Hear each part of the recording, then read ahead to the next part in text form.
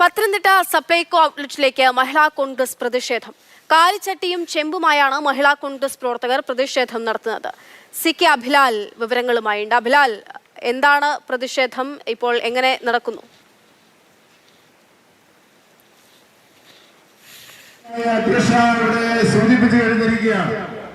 ഒരുപക്ഷെ നിങ്ങൾക്കറിയാം, കേരളത്തിന്റെ ചരിത്രത്തിൽ ആദ്യമായിട്ടാണ്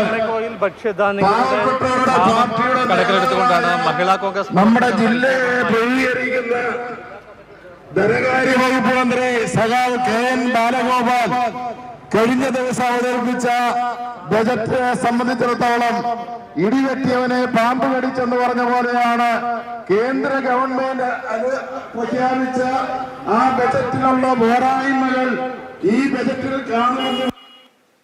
സപ്ലൈകോ ഔട്ട്ലെറ്റിലേക്ക് ഇതാ മഹിളാ കോൺഗ്രസിന്റെ പ്രതിഷേധം നടക്കുകയാണ്. അവിടെ കാലിച്ചട്ടിയും ചെമ്പുമൊക്കെയായിട്ടാണ് മഹിളാ കോൺഗ്രസ് പ്രവർത്തകർ എത്തിയിരിക്കുന്നത്.